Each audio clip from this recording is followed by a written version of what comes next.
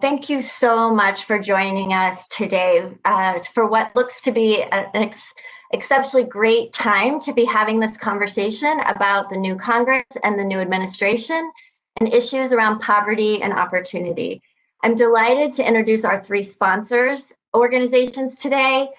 First, the American Enterprise Institute, a renowned public policy think tank here in Washington, D.C., where researchers are dedicated to defending human dignity, expanding human potential, increasing individual opportunity, and strengthening the free enterprise system. We also have the Brookings Institution here as a sponsor, another renowned public policy organization with many researchers working on poverty and inequality and the lack of opportunity in the United States. And in particular, Richard and his colleagues have been doing some great work on race, poverty, and opportunity. And finally, Spotlight on Poverty and Opportunity, an 11-year-old nonpartisan initiative that's devoted to raising the profile of people impacted by poverty and highlighting the common ground solutions to provide greater opportunity in America. Spotlight creates a platform for all these issues by doing three things. First, creating content through original journalism and commentaries and videos. Second, by curating some of the best research and ideas and stories on poverty and opportunity. And finally, in this role that we're serving today as a convener, hosting dialogues that can elevate these issues for policymakers and stakeholders. One of the reasons we are so pleased to be a part of this event today is it brings together institutions and thought leaders who often have different policy solutions to address poverty and mobility and opportunity. And both of the organizations here as co-sponsors have often worked together to find constructive ways to bridge those differences. I'll remind you back in 2015 of an AEI Brookings working group on poverty and opportunity, a 2017 AEI Brookings partnership on paid family and medical leave, and more recently their work on race, poverty, and opportunity. So hopefully you'll get to hear a lot more about that work. But the events of recent months and days have shown that it's more important than ever to try to find common ground and to create real solutions for the American people. And that's at the core of what we hope to do today. For those of you who are on social media, we are live tweeting this event, so please feel free to join the conversation on Twitter. We'll be using these hashtags here on your screen. And we have an amazing lineup of speakers today. In fact, I was calling this the dream team of opportunity thinkers. We'll start the conversation off hearing from Robert Doar at AEI and Richard Reeves at Brookings, and they'll set the stage for why poverty and opportunity issues matter and should matter more, regardless of where you stand on the political spectrum. Next, Robert and Richard will be joined by our expert panel, including Camille Bissett, Ovik Roy, Dean Sperling, and Scott Winship, who you'll get more introductions from our amazing moderator, Jason DeParle of the New York Times. Jason is incomparable in his ability to both translate and move research into powerful stories about these issues. And his biggest challenge today is to figure out how to get all the brilliance of this panel squeezed into, and his own brilliance squeezed into a 40-minute conversation. Thank you all, and thank the panelists so much for joining today. We hope to have plenty of time for questions, so please type your questions for our speakers into this Q&A box over here on the right, if you're not familiar with WebEx, and we'll try to get to as many of those questions as we can. Finally, this event is being recorded, and shortly after the conversation ends, we will post this on the Spotlight on Opportunities website, and you can reference it there and hopefully send it around to colleagues and friends. With that, now I want to introduce the speakers for this first dialogue. First, Robert Doar, who's the president and mortgage scholar at AEI, and Richard Reeves, the John C. and Nancy Whitehead Chair at Brookings, as well as the director on the Center on Children and Families. They both have a long list of accomplishments and publications, but I can say that I can't think of two better poverty and opportunity scholars and thought leaders to kick off this conversation. They both understand deeply the challenges of opportunity and mobility and inequality in America. but they also are astute political observers, and I would also say policy whisperers into the policy process who can help us think about how to get to common sense policy solutions and get them enacted. So with apologies, Robert and Richard, for that very abbreviated introduction, I will now turn it over to you. Thank you, Shelley. I really greatly appreciate being invited to participate in this event, and that AEI is playing an important sponsoring role, conveying, I think, to all of you our commitment to these issues and to working through these issues in ways that can help struggling Americans. AEI has a long history of doing that, going back to Doug Besheroff and Nick Eberstadt and Charles Murray and Michael Novak, but also includes our roster of scholars today: Scott Winship, who you'll hear from later, Angela Rashidi, Brad Wilcox, Matt Weininger, Ian Rowe, and Brent Orrell are all very much involved in these issues and are going to be, I think, important contributors to the discussion. And I haven't even mentioned our Director of Economic Studies, Michael Strain, who, of course, would not let me ever forget him. And he writes about these issues often, and I think with great wisdom and ability, as do all of our scholars. I also am going to continue to participate in these events. It is a kind of an irony that the president of a right of center think tank selected a former director of social services in New York City and New York State to be its president. I don't actually think it's an irony. We are as committed to these issues as anyone else. We know that helping people move up economically and providing an environment in the United States that allows people to work and earn income and support their families and flourish in our society is what we're all about, what we want to achieve. I think our motivations are consistent with everyone on this panel. Now, we may have disagreements on how to get there, but I also think in the history of social policy in the United States, there's a lot of examples of conservatives and liberals coming together and forging ideas that have led to positive outcomes. And so before I turn it over to Richard and sort of welcome him as well, I just would like to say that as we go forward, I hope all of us, and I think all of us will, keep a very strong focus on employment. We are in a pandemic, and during an emergency, we have to do things to shore up people's income with government benefits. I recognize that. But this pandemic will end. And I think the real key to getting us back to poverty levels as they were in 2019 and even lower than them will be the extent to which we rapidly get people back into employment. Earnings really do matter. And if we don't achieve those kind of employment numbers, we're not going to reduce poverty. And we may find ourselves in 2024 and 2025 still not back to where we were in 2019. So with that, one observation about what I think is most important, and when I think about it, I think about all of the people in the hospitality industry and the retail industry who were so important to us in New York City when we were helping people move off of cash assistance and into work, still receiving various benefits to support work, but they were in work, and how important that industry and that world was, and how hard it's going to be for those industries to come back. And we need to be focused on how we can help them get back as fast as possible. Finally, I just would say one other thing as I turn it over to Richard for these introductory remarks. Richard has been just a joy as a partner at Brookings. He, of course, follows in a long line of Brookings partners that we've had, Ron Haskins and Bell Sawhill and many others. But I just want to say what a pleasure it's been to work with him over the last 5 years since I came to Washington after leaving the Bloomberg administration. I can remember going to my first event as an AEI scholar after I'd come here. I was a former social services director. I didn't really know this world very well. And I went to a big one of these events, and the featured speaker was Richard. And I really felt, I walked out of there thinking, I'm not gonna succeed in this town. He's unbelievable. And so it's a great pleasure to be with him. And then I didn't realize until just now, I hate to admit, maybe I didn't read the material closely enough, that Jason DeParle was your moderator. Jason and I were roommates in Washington, went back a long, long time when we both worked at the Washington Monthly.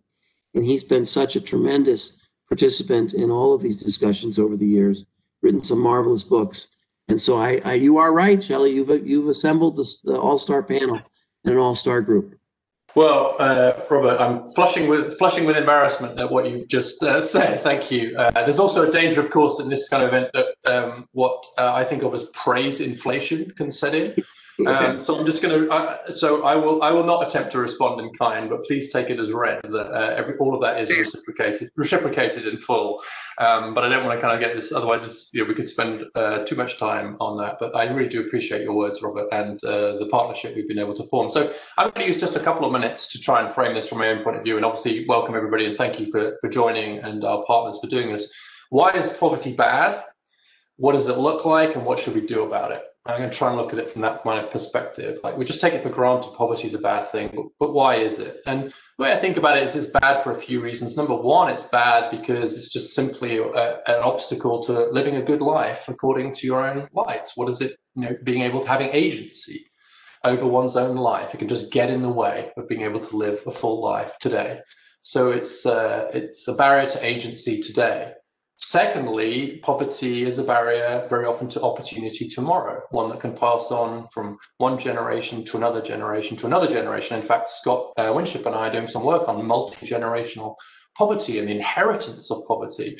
And so does the poverty of parents influence the opportunity of children? The answer is yes, in ways that we can discuss. And so it has potentially these long-run impacts too. Thirdly, poverty can act diagnostically. So certain philosophers like Amartya Sen and Martha Nussbaum and others think that we should be thinking diagnostically as public philosophers. And if we see a group that has much higher poverty rates than another, then that may tell us something about the patterns of inequality and justice in a society. So for example, we see big race gaps in poverty.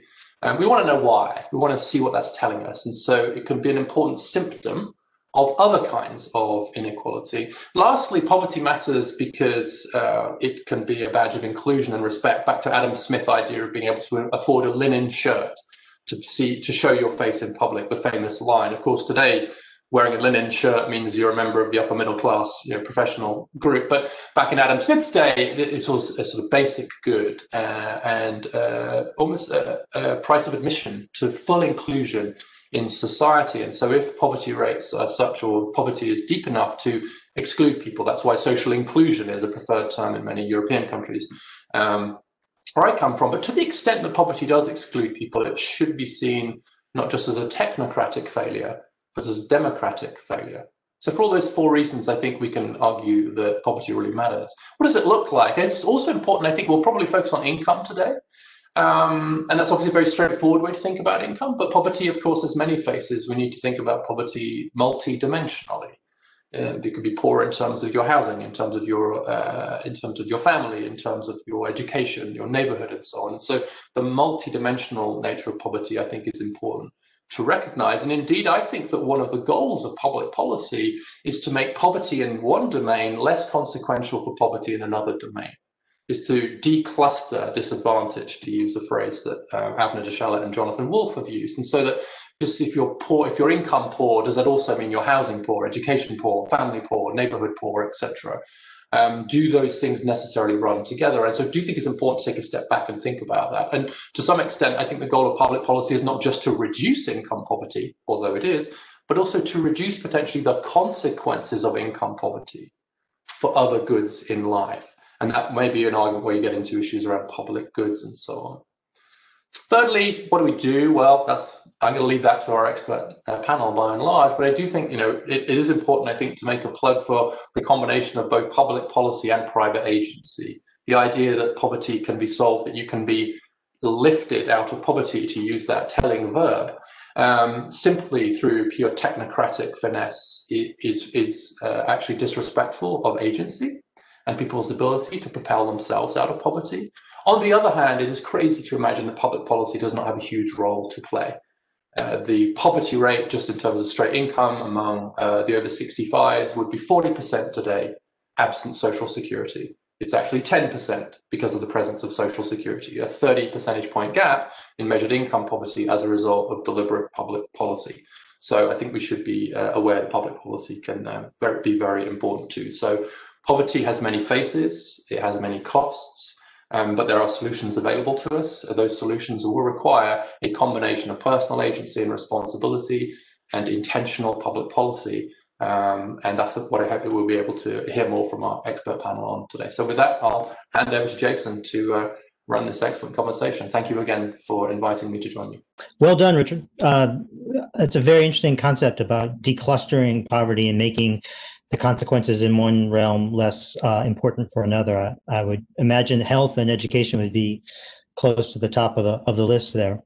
Maybe we can circle back to that. But we have a great panel. I'm going to introduce them briefly and then solicit their ideas. Camille Bousset is the Senior Fellow of Economic Studies, Governance Studies and Metropolitan Policy Program, the Director of the Race, Prosperity, and Inclusion Initiative at the Brookings Institution.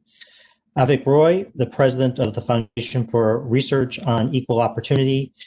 Gene Sperling, former Director of the National Economic Council under both Presidents Obama and Presidents Clinton. And Scott Winship, Resident Scholar and Director of Poverty Studies at AEI. To quote Richard, just what do we do? Let's make that the first question. And Camille and Gene, I'd appreciate if you would go first. Camille, then Gene, briefly, what do we do? What's the most important thing the incoming administration can do to help low-income Americans in the midst of this crisis? Well, thanks very much for that wonderful introduction, Jason, and also a terrific introduction by Robert and Richard. And it's just a pleasure to be here with my fellow panelists. And thank you again to the sponsors of this particular event. Welcome to everybody. I want to talk a little bit about what the future vision should be. And so when we think about how we address poverty in this country, I don't think it is sufficient to say that we want to get back to where we were pre-COVID.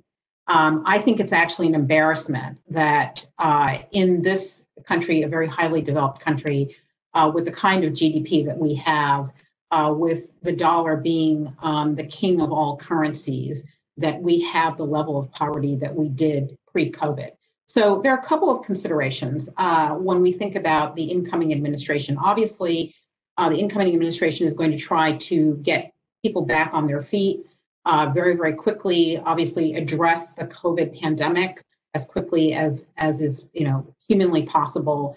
But beyond that, we have to think about how we address that. And the how here cannot be sort of our usual conventional methods, because what we have seen through the COVID pandemic is not only how vulnerable so many Americans are, so many millions of Americans, but also the way that vulnerability has really exposed, communities of color and other really vulnerable communities. We do not want to get back to a place where we don't see that anymore. So we need to have kinds of policies that are much more equitable, much more focused on actually eliminating poverty. And so that's going to mean, pretty robust set of job creation strategies, a pretty robust set of strategies that bake in equity considerations and equity metrics across everything that we do, and a way of thinking about how do we provide how do we provide some springboards for folks as they are coming out of the position where they are eligible for benefits, for social benefits. In this country, we have sort of a gap. You have social benefits. Then if you happen to thrive enough, you go beyond the point where you qualify for social benefits, but you don't quite have enough to get escape velocity. We have to be thinking about that as well. And I'm happy to go into really discrete policies, but I just wanted to set the stage here, which is that we cannot go back to status quo ante. And I'm going to turn it over to Gene. So thank you. And not to do the, praise inflation, but I think it should be noted that if there's one thing anybody cares about poverty should be doing, they should be reading Jason DeParle's pieces in the New York Times. I mean, I think he is, for me, must read and has covered so much of what's happened on poverty during this. He brings the historical perspective. And, I think that is a very serious recommendation. These are long, in-depth pieces that he does that again, bring in a lot of the most recent academic evidence, particularly from Columbia. So university. So that's my first recommendation. I want to, I did just write a book called Economic Dignity, and I want to kind of ground. I'm going to try to go a little high and then ground in one area and come back to others as we have the discussion. But, I talked about dignity as having economic dignity as having three parts: the capacity to not just care for family, but to be there for loved ones in life's most precious moments; two, the capacity to pursue purpose and potential and meaning and have first and second chances; and third, to be able to work with respect and not domination and humiliation. And I think that I want to talk about the first and second a little bit, and then take that to a very specific proposal on something that sounds as nerdy as refundable tax credits. So one, in the second is a value that is deep. I think Richard's talking about it, but it is the notion not just of agency, but a deep American value that the accident of your birth should not overcome or determine the outcome of your life or your sense of being able to pursue purpose and potential. Now, Camille wrote a piece a couple of years ago that talks about how much just the birth of a young African or Native American boy, how much that birth into certain environments actually does have the effect of limiting potential and purpose for so many people in ways that put the odds stacked deeply, deeply against them. And then there's again, the capacity that when somebody is working and contributing, the American value that you can care for your family. This is deep. I mean, you can find this in Adam Smith. You can find this in Theodore Roosevelt, that people promoting capitalism and free markets still felt the basis was that a typical person who contributes, who works, should be able to care for their family. Now, to bring this down, and again, things Jason has written about for a long time, one of the, there were things in the 90s that, were not helpful. But one thing that was the expansion of the earned income tax credit. And it wasn't just the expansions. There was a major expansion in 93. It was that this was a moment where I believe progressives did kind of win the larger war, not just the battle. In 1997, when we do the child care tax credit in a negotiation with an all-Republican Congress, you only get a little refundability in the first child tax credit, just for those with 3 children or more. But we did what called we stacked the child tax credit so that it came first. And when that happened, it meant that the earned income tax credit was much larger. So it was like a backdoor major increase in the earned income tax credit.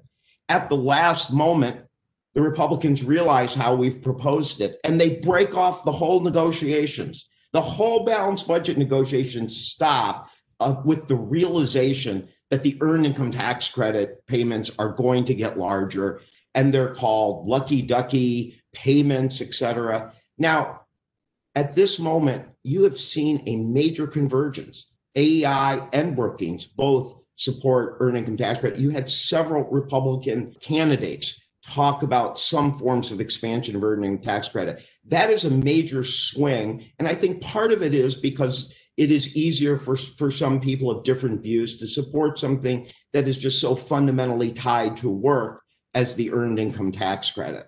But on the child tax credit, we have also seen an increase in people being able to get refundability, but it's not complete. The statistics used are that 35% of children do not get a full child tax credit, 53% of Black and brown children, 70% of single parents with kids do not get this. And the statistics, I looked at, you can look at 3 different, but this is seen as reducing child poverty.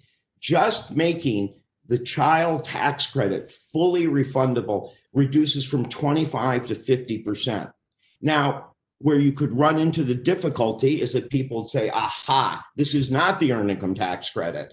You're saying give essentially a child allowance to every poor child, regardless of the parent's income. And to that charge, I plead guilty with pride. Because remember, this is meeting another dignity value, the dignity of that child to have opportunity. And this is just one of many things that you would do. And I hope we'll come back and talk more of them. I'd love to talk, Jason, more about the housing and the evidence and the data that's been shown. But we know that this one measure can have a significant impact.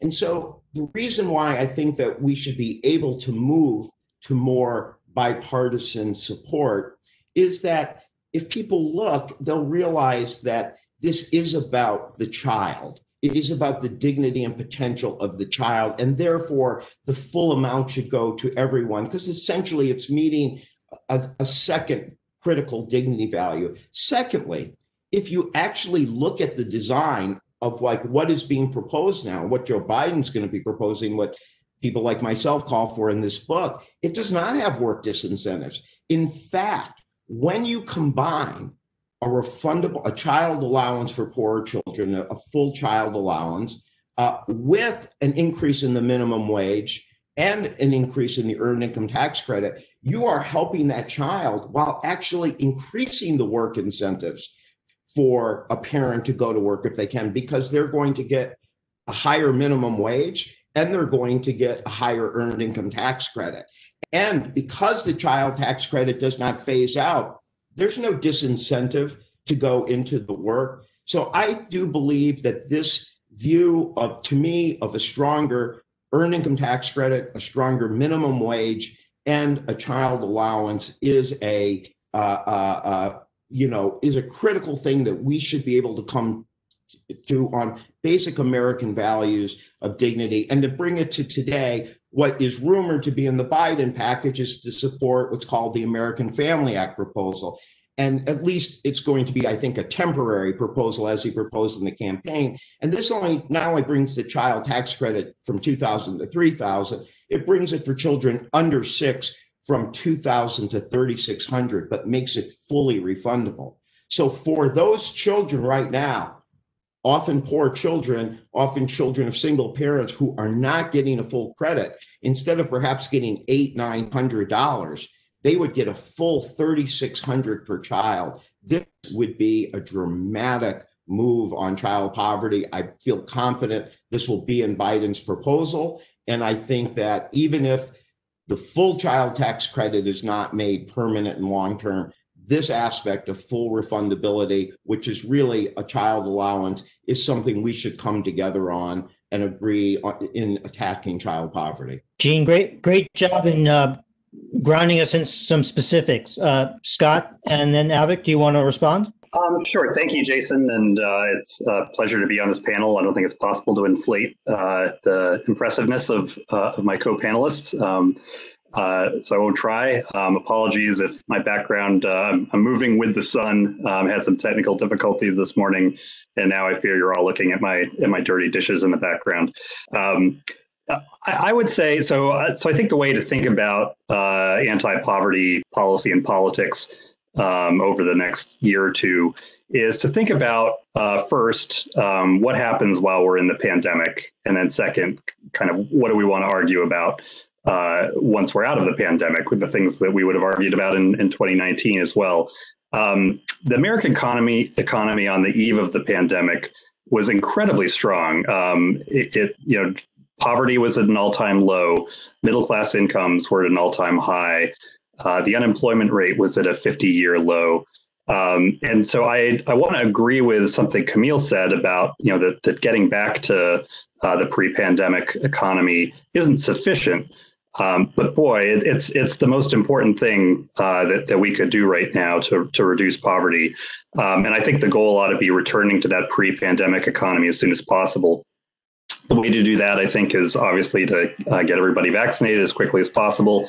I've advocated for widespread, ubiquitous, at-home paper strip COVID testing, so that we're able to quash the virus that way. I think President-elect Biden has indicated that he's going to try to get more states to have mask mandates. I think that's really important too.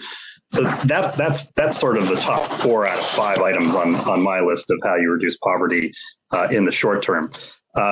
Second, I think we want to support the truly needy while we wait to get from here to there. And I think, unfortunately, a lot of the policy debates have gotten confused on this point. So while I think we're going to have to expand some of the unemployment insurance provisions that will expire in March and April, the talk about further stimulus payments on the order of $2,000, I think, is just wholly misguided. The proposal that House Democrats passed in December was deemed by the Joint Committee on Taxation to cost about $500 billion. A third of those benefits would have gone to tax units that made $100,000 or more, compared with about 25% that would have gone to households making $30,000 or less. So this is really, to use kind of one of Richard's phrases, this is sort of dream hoarding for fiscal policy when you think about the opportunity costs of spending this kind of money versus on other things. And I think the other things that we ought to be more concerned about, the biggest longer term challenge that's coming out of the pandemic are the learning deficits of kids, especially poor kids, as a result of the necessity of going to virtual learning. And to my mind, there just hasn't been nearly enough focus on getting kids back in school, but also trying to deal with remediation once we're through the pandemic. So I think that's got to be a huge priority as well.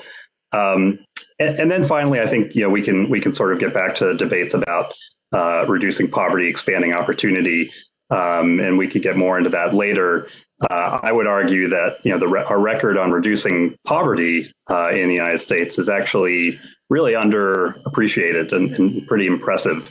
In contrast, our record at expanding rates of upward mobility is terrible. There's no evidence that we have better upward mobility out of poverty than we did 10 years ago, than we did 50 years ago. And so then I think we really need to refocus our attentions there rather than simply on reducing poverty. The kinds of policies that you would want to pursue to expand upward mobility are not necessarily the kind of policies that you would want to do to reduce immediate poverty. So I hope that we'll have some bipartisan agreement in the future on expanding upward mobility. That's going to require really a commitment to addressing deep-seated racial inequalities that Camille was referring to. And I think our policy debates be better served thinking about that rather than some of the more traditional anti-poverty debates that we have. Jean put a concrete idea on the table, a fully refundable tax credit. Is that something you think conservatives I think so. Certainly not speaking for myself. I think there is a lot of interest in the Republican coalition in an expanded CTC. There are so-called pronatalists that overlap with kind of the more populist national conservative wings of the Republican Party, who believe that there are a lot of people who can't afford to have the families that they would like when they would like them, and that a child allowance, expanded CTC, would be a way to remedy that. I think some expansions are worth thinking about. We've already expanded it the last few years. Expanding it more makes some sense. I disagree with Jean, I guess, in that I think there are some risks to creating work disincentives, especially when you expand the non-refundable part of the child tax credit, which doesn't require work for people to receive. I think we also need to be really attuned to the marriage incentives and disincentives in our anti-poverty policies as well. And so when you make it easier for people to not work, and when you make it easier for people to have children out of wedlock, and I say this as somebody who's been a single parent myself, so I'm not trying to denigrate people who are working hard to raise their kids. But those are two very strong headwinds against upward mobility, is the increase in non-work among men and the rise in single parenthood. And so I worry a little bit about some of those CTC expansion policies. One that I am really attracted to is going to be proposed by a couple of my AEI colleagues, Matt Weidinger and Catherine Stevens, who have proposed letting people essentially advance their future CTC payments that their kids would receive in their teens, so that instead they can receive a bigger CTC in the initial years after their kids are born. Something like that, I think, would be more fiscally responsible, which I think is another thing I hope we could talk about, and it would help with family formation as well. A lot to unpack there. I hope we can come back to that. Avik, you want to jump in? First of all, thanks for organizing this event and including me. It's great to be with all of you and to learn from all of you. In fact, my organization, for those of you who aren't familiar with it, the Foundation for Research on Equal Opportunity, was founded in many ways inspired by a stump speech I used to hear Arthur Brooks give about how people who believe in free enterprise should wake up every day and leave the office every evening thinking about how their ideas can alleviate poverty and improve social mobility. So that's something that's very core to what we do. And I certainly am very aligned and would echo a lot of what's already been said. I think that, what Scott just said at the end there about the importance of relates to poverty is obviously something that has been part of the poverty conversation, but due to various, maybe boomer culture war hangups, it's not something that we've been able to talk about in a non-ideological, non-partisan, empirical way. And I hope that can start to change, because it's pretty clear that when you have the single mom who's working 2 jobs to put food on the table and therefore doesn't have time to help her to be part of the equation, that's a problem. And to the degree that public policy doesn't take that into account, I hope it's something that we can start to think about more rigorously, and not in any way a victim blaming way or anything like that. But are there things that we can do, if any, rigorously about what tools public policy is either using to be part of the problem or part of the solution. And I also want to echo something that Richard said at the outset about how communities and networks play a role in all this, right? Those are all things that can start to have is that the pure income transfers that we've invested a lot of time in and a lot of effort in over the last 60 years, they've had a certain impact, but that there's a certain diminishing returns as well at this point, where some of these social more, and we're maybe underemphasizing in our broader poverty conversation. The one thing I also want to add to the mix that hasn't been brought up yet, that I hope can be part of the conversation in the Biden administration and just in general the next 4 years, and is a real focus of our work at the Foundation for Research on Equal Opportunity, is the issue of disposable income inequality. So much of the debate about income and poverty is oriented around what in a business world we would call gross income, right? So what is the money that you're getting from your work, your wage income, before taxes, before cost of living? What are you making, right? And obviously that conversation ignores the fact that there are wide disparities in cost of living across the country, across the world, along with obviously disparities in the transfer payments that individuals receive depending on their exact circumstance. But let's just focus on the cost of living piece in particular, because I think one thing that's been very, very much underappreciated about poverty, of course, the census now has the supplemental poverty rate, which takes some of this into account, but we haven't really thought a lot about what can we do maybe when it comes to things like zoning laws around housing or rules and regulations around the cost of healthcare and health insurance, 2 big areas where cost of living and rising cost of living increase poverty. We haven't done enough to think about how policy tools can reduce the cost of living so that every dollar you earn goes farther. And that's a big, big problem, particularly on the coasts and in urban centers that, as I said, we spend a lot of time on, not just in housing and healthcare, which are 2 areas I mentioned, but energy is another example. We obviously talk a lot about how we've got to address the problem of climate change and carbon emissions, but all too often those discussions ignore the impact of various climate policies on the cost of energy for lower income Americans, and also the impact of various energy rules on the kinds of manufacturing jobs and other blue collar sources of employment that can help be sources of wage growth and employment growth for struggling populations. I'd love to see if we can talk about that more, about cost of living.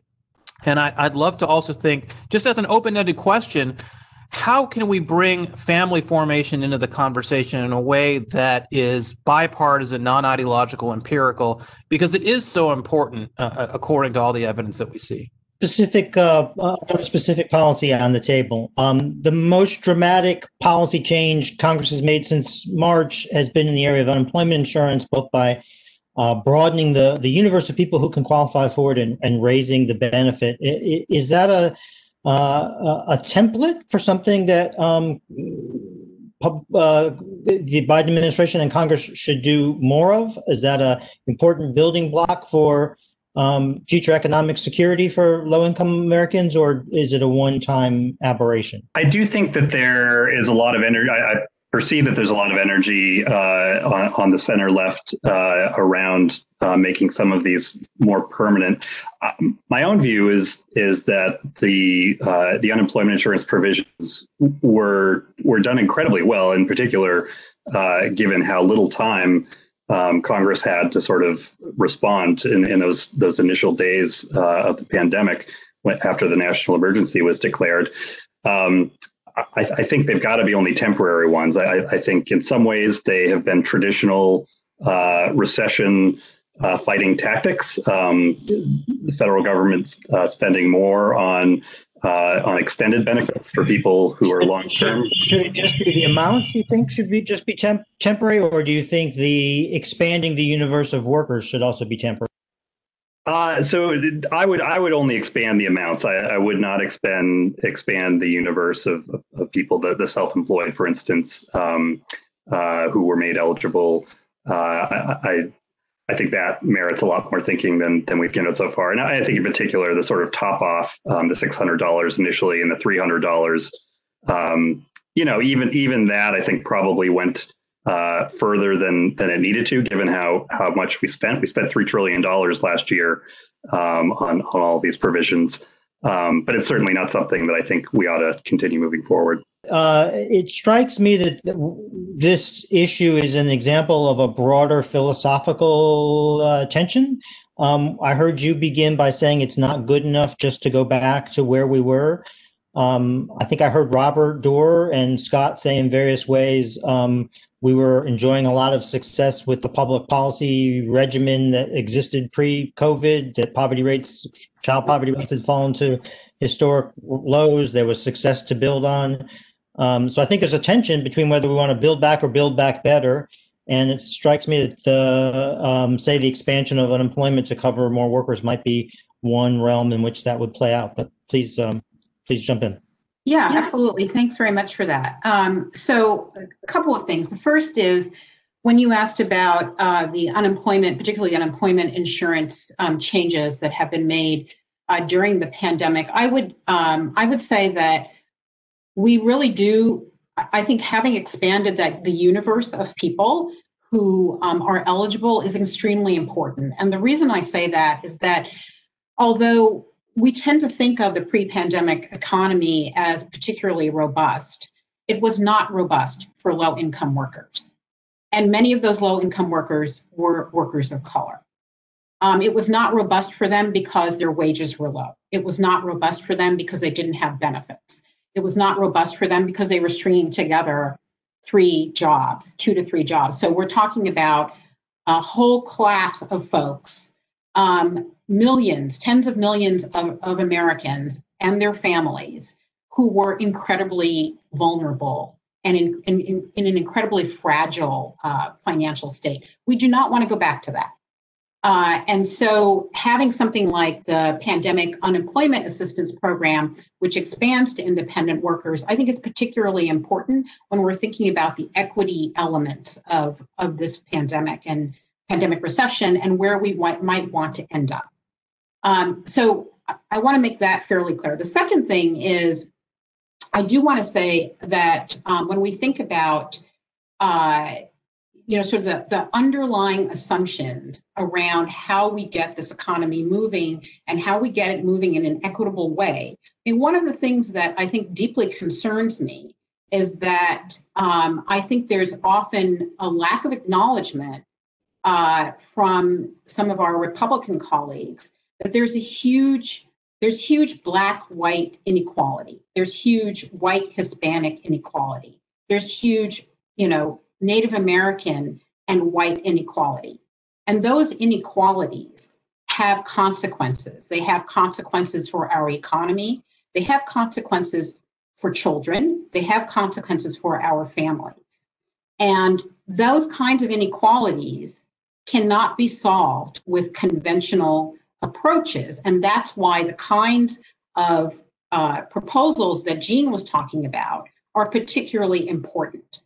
So what I would like to put on the table for future discussion on this panel is, first of all, how do we deal with these kinds of racial or ethnic wealth and income inequalities in a way that comprehends the fact that our GDP, our power as an economy, particularly given demographic shifts, is completely handicapped by the lack of attention to these issues. So that's the first thing I want to talk about. And then secondly, given that, what are the concrete proposals that we should be contemplating, not only in the immediate future, in the next 6 months, but as we go forward, to become an economy that is truly inclusive and allows a whole range of folks in the United States to be able to thrive and to put food on the table for their families in a way that allows everyone to flourish. And so that's what I really want to talk about.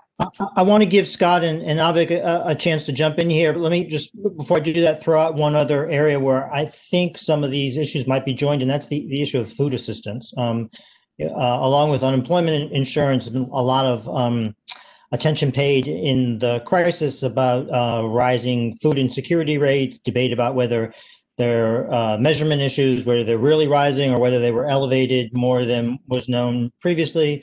The right's been concerned that the food stamp has become a backdoor income, a way of avoiding work. I think the left would interpret the food insecurity rates of the last few months as pointing towards the need to do more and make food assistance more readily available. So that might be another area where you see a sharp difference between Build Back and Build Back Better. But Avik or Scott, do you want to jump in on either front, on unemployment, food, or just the more broad questions of whether it's important to build on success or uproot systemic failures? I totally agree with Camille that the legacy of slavery and segregation is a discrete problem that we need to address as a discrete problem.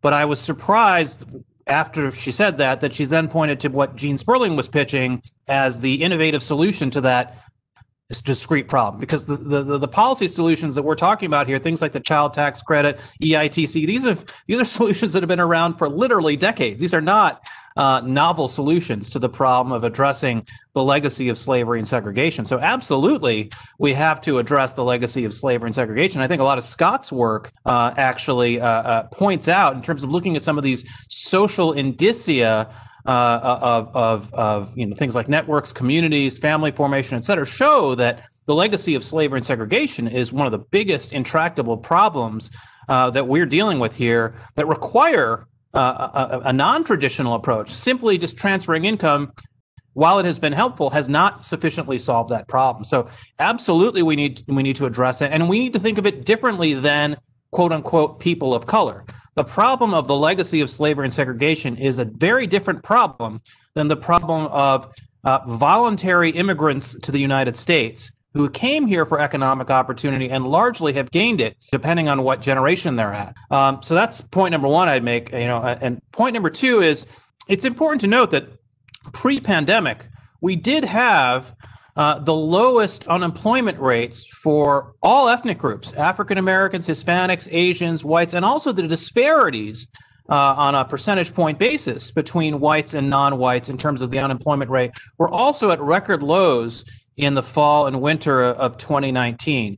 So that should be something that we hopefully find encouraging and want to get back to, even if that doesn't mean the problem is over and that there aren't disparities, et cetera. So I would just put those two points on the table. There's a lot to respond to, but let me start with nobody is suggesting that there's an either or between things like the earned income tax credit or a child allowance with the things that are more the investments in helping people pursue their potential.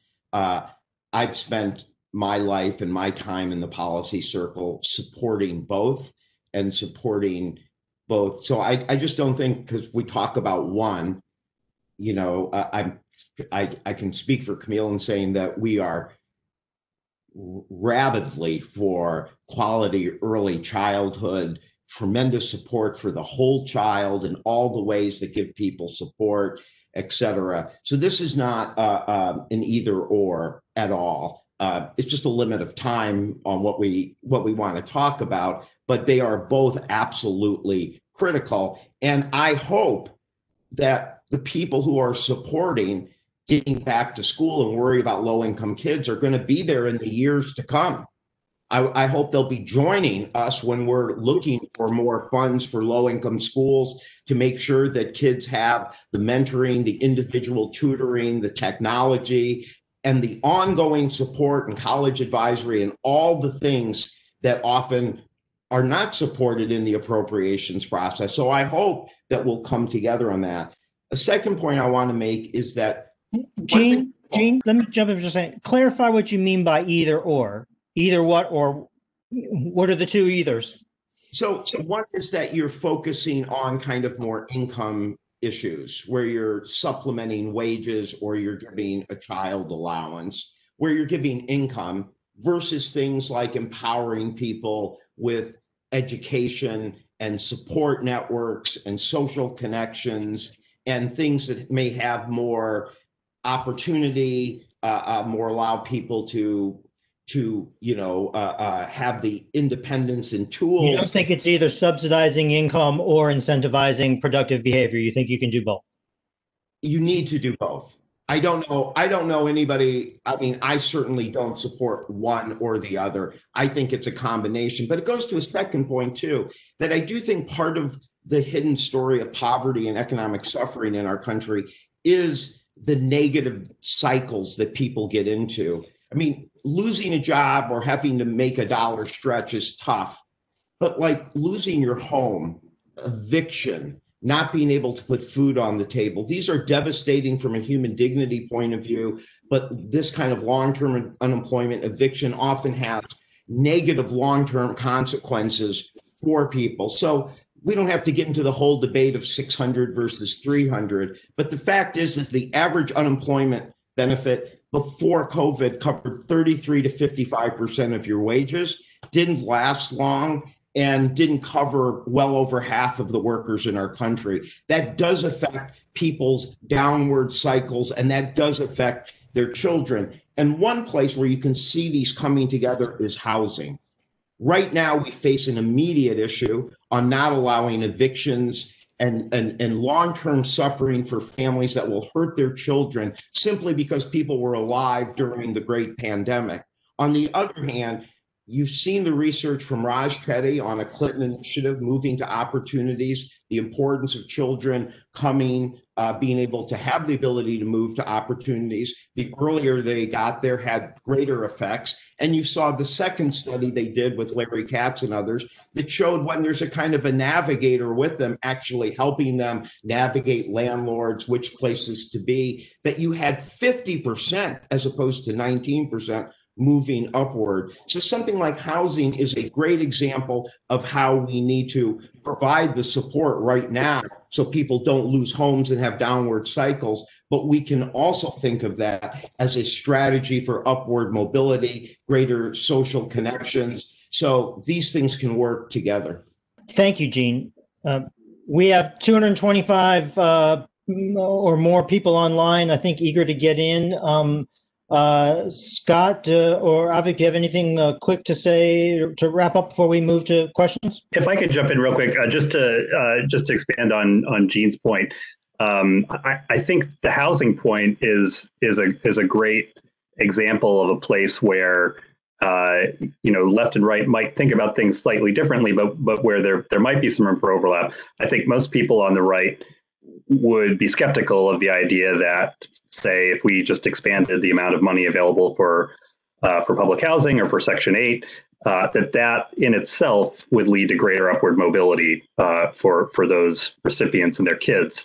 Now, if you have a program that provides more housing vouchers that encourages people to move to neighborhoods that empirically have been shown to be better for opportunity, that's the kind of policy that I think could move the needle on upward mobility. And so lots of times I think we get into the idea, will conservatives be there in the future when we call for more money for schools? Well, maybe not, right? It depends kind of what that money is going towards, and whether it's tied to deregulating Title I in order to let schools be more innovative around things like that, the length of the school day or the length of the school year, things like that.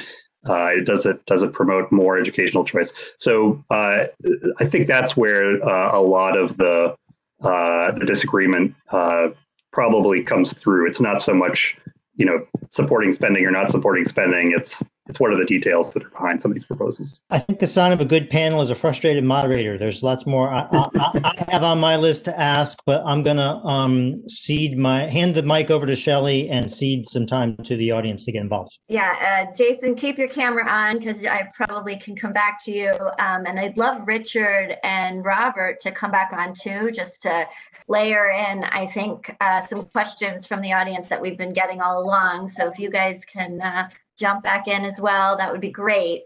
So I have 5 questions at least that I can try to get through, which means that I'm going to ask you to try to be succinct. And that's hard to do, given that I'm also going to try to bring some more topics that have popped up in the Q&A into the conversation. So the first one is really when we were focused a lot on the challenges of poverty and the barriers to work. And 2 topics I'd like to have, maybe I'll ask Ovik and Jean to talk on these 2. Childcare and sort of the challenges of caregiving as a barrier to work. And I think if the pandemic hasn't laid bare some of those challenges for all of us, I don't know what else will. So I'd like to talk about childcare, and also an area that I think has a lot of bipartisan possibilities, though not as always as much a part of the conversation that we have around poverty and opportunity, which is around mental health and mental health barriers to both work and to successful parenting. And I'm curious, kind of your thoughts on those 2 issues, and then I'll get to my second question. This question gives me an opportunity to talk a little bit about the point that was brought up earlier about school closures during COVID, because that is something that has come up a lot in our research, that it's not just that the school closures, the prolonged school closures has harmed the children, which of course it has. It's also harmed the parents of those children who have not been able to work. It's strained their mental health.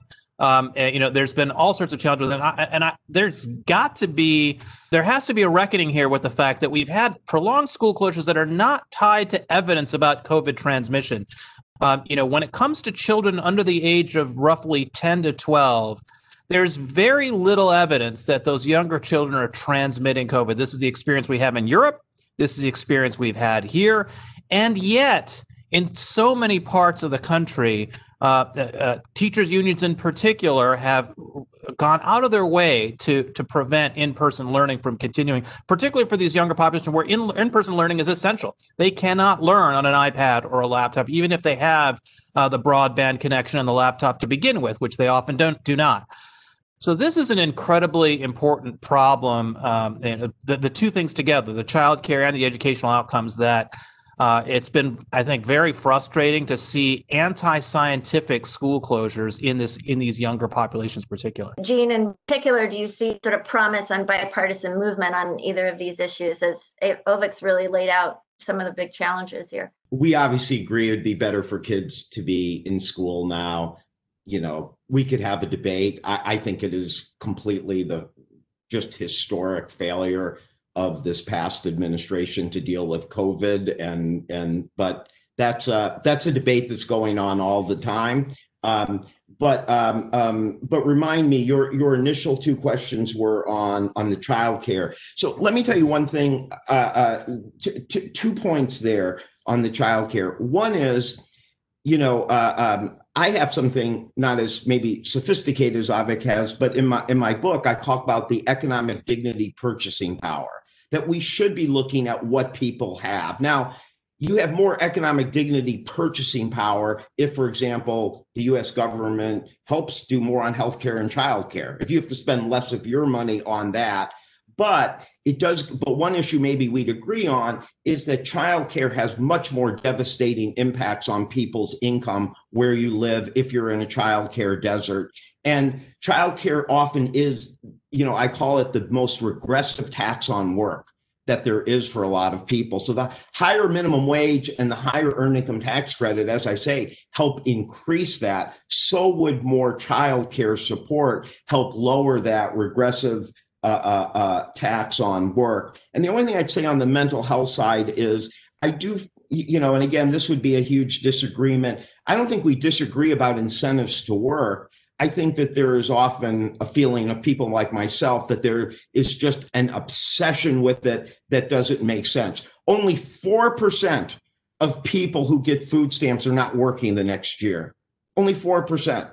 I mean, so when I look at a lot of the people who people think are not working, et cetera, a lot of it isn't that they're not trying to pull their share. They're dealing with addiction. They're dealing with difficult challenges. So I call for a compassionate compact of contribution where we do try to get everybody to be doing their part, contributing, working, but that happens not through cutting people's food stamps and unemployment and Social Security disability off. It happens by taking aggressive actions, often government actions, that empower people to have more independence and get back on their feet. Another question that came up in the chat, multiple sort of respondents lifting this up, and I'm going to give this to both Scott and Camille because you both introduced this in some of your conversations, which is we've talked about some policies that sort of fall into the income support space, but we've said that there are a set of upward mobility policies, some of which I think we can agree on. So I'm going to force you into the agree where we agree. But what would be sort of, in addition to housing, which we've already talked about, what would be another one or two policies you'd put on the table around upward mobility policies?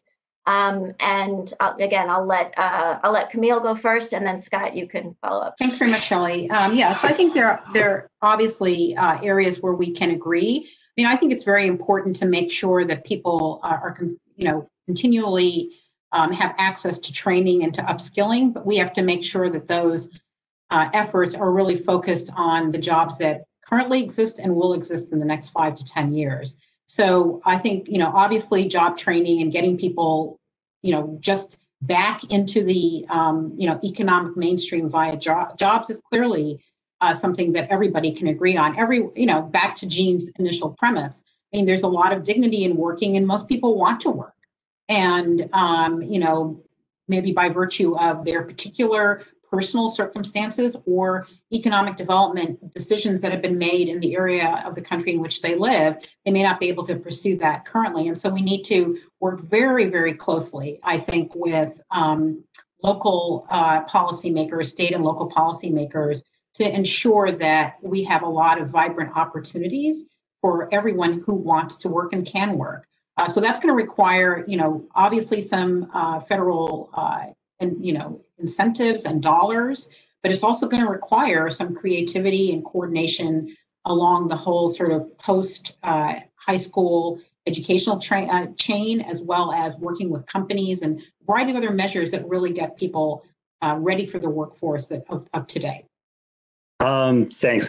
So I guess I would probably mention a couple proposals, and one of these I'm pretty confident that most of the people on the call would support. Whether part of what's tricky about the conversation is what would the center right and center left folks on the call agree to versus what do we think Congress would agree to. I think all of us on the call might agree to something that both Richard actually and I have proposed separately, which is to have an Office of Opportunity set up in the White House. Richard's version of it, it would sort of emphasize looking at evidence, tracking mobility, and a variety of other things. The one that I had in mind would be more focused on seeding a bunch of policy experiments at the local level to try to find more ways of increasing school readiness among kids. Because again, for me, if we're talking about opportunity rather than just reducing poverty, what I'm concerned about is the fact that there are these big test score gaps among 5-year-olds when they start kindergarten. And I think we've got to focus on that group. And so, what we know from experiments in business and in health and in policy is that most of the things that are tried don't work, but that there are some things that do work. And companies like Google spend lots of money to find the 3% of things that look effective, despite 97% not being effective. And I think we need to take that sort of approach to policy, which is a different way of thinking, I think, for conservatives, and one that I hope can become more common. And then the other area is a little tough because the federal hook on it is not strong, but they're the sorts of things that Ovik referred to around zoning and land use regulations. You could add occupational licensing and non-compete agreements to that list.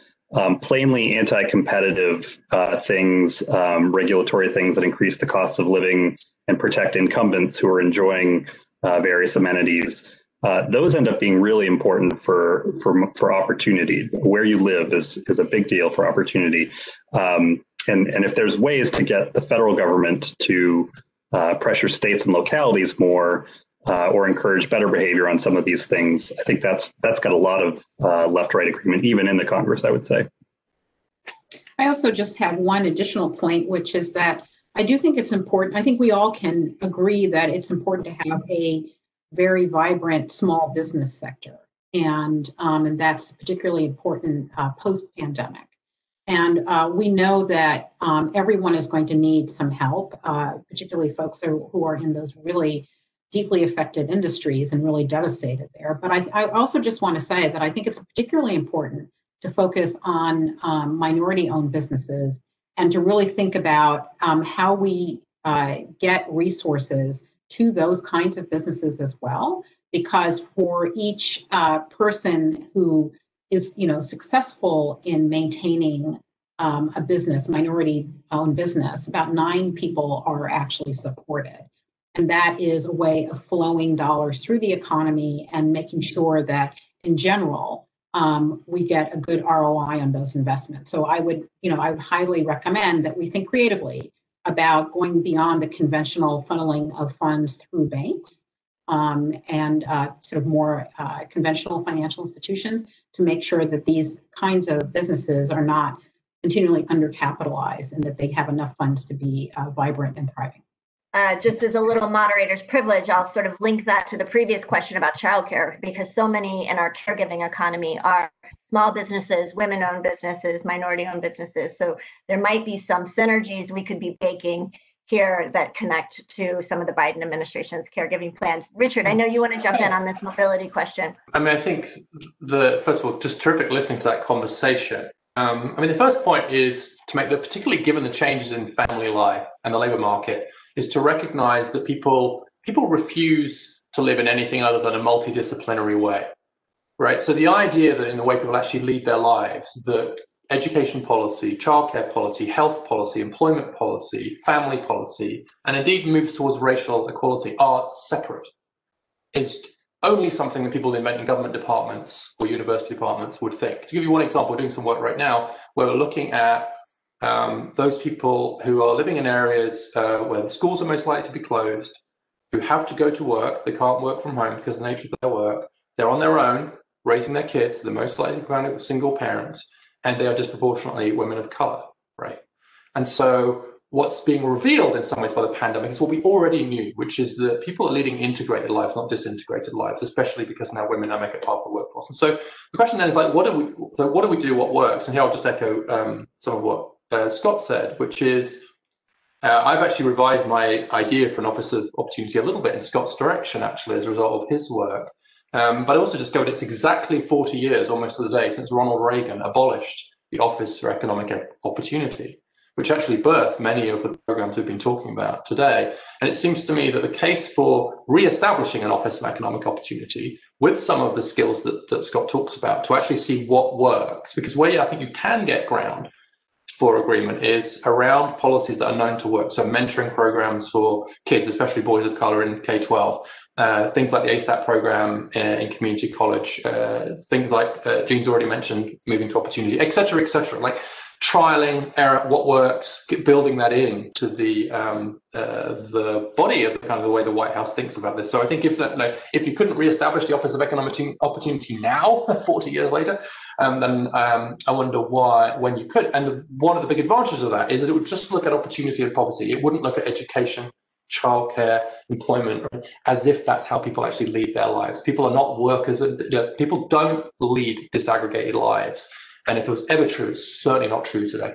Thank you. I think those are really important points. And I think the struggle with both those of us who study these issues, but also the way in which government is even organized, is that the intersectionality of all of these issues don't always come together in our policymaking. I am going to lift up, in addition, I think, Richard, and I think you mentioned this in your proposal on the White House Office of Opportunity, that there has been started in this last administration a U.S. Interagency Council on Economic Mobility. And I'm hopeful that that will be a place to build upon some of these conversations as the federal government starts to think about thinking about these issues in ways that, I like to shorthand the kitchen table issues of the ways in which we live our lives.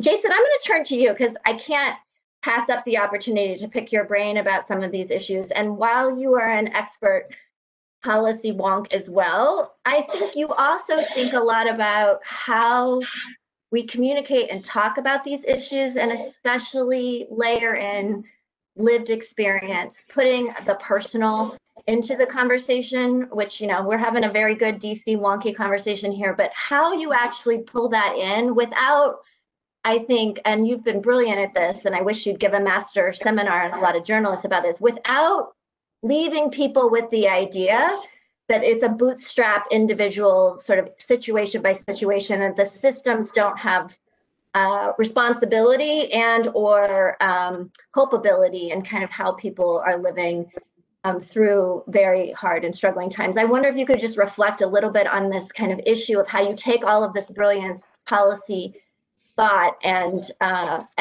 connect it to people who have lived their lives in a really tough place. Thanks, Shelley. I had a strange image in my head as I was listening to some of the panelists talk, and that was a grilled cheese sandwich. And I was asking myself, is a grilled cheese sandwich income support, or is it opportunity? Is it merely getting you over from lunch to dinner, or is it filling your stomach so that you can go to school and study and do better on your math test? And I think the pandemic has been something of a real world experiment of that, because we've seen in the past 10 months periods where many low-income people are actually saw their incomes rise despite mass unemployment because of the $600 supplement. I don't think we have all the answers in yet, what they spent the money on, but it'll be. I have some anecdotal sense from following people and talking to them, and my sense is generally that people invested it in sensible ways of fixing their cars or fixing their houses or putting a little bit away. Certainly, some people bought Xboxes for their kids or did other things with it. I think that's kind of a real world test of how to get the balance between providing for people and providing opportunity for people. I mean, Jean made very eloquently the point that poverty a spell of severe poverty can just drag you down so much that it saps your ability to help yourself get ahead. And obviously, we're in an ongoing struggle to get the right mix of security and incentivizing for productive people. I hope scholars like Richard and Scott will go back over the experience of this year and help us understand. We've had periods of and then periodic droughts. And I'll be interested to see what the evidence says about how it affected people's lives. Thank you for that. Always so insightful. And I know that we've gone slightly over time. So I want to just, first of all, thank this absolutely incredible panel, the conversation. I think the spirit in which we come to these issues with deep passion and concern and belief that these are important conversations came through today, at least to me. And I look forward to more conversations, more innovative ideas and thinking. Some of these policies that can be, we'll claim this, Jason, to your credit, that can be the grilled cheese sandwiches to serve a lot of purposes around racial equity, around economic mobility, and addressing immediate needs for families in America. So thank you all so much. I appreciate it. And as a reminder, we will put the recording of this up on the Spotlight website. I hope you were tweeting. An amazing conversation. Thanks again. Have a great afternoon, everyone.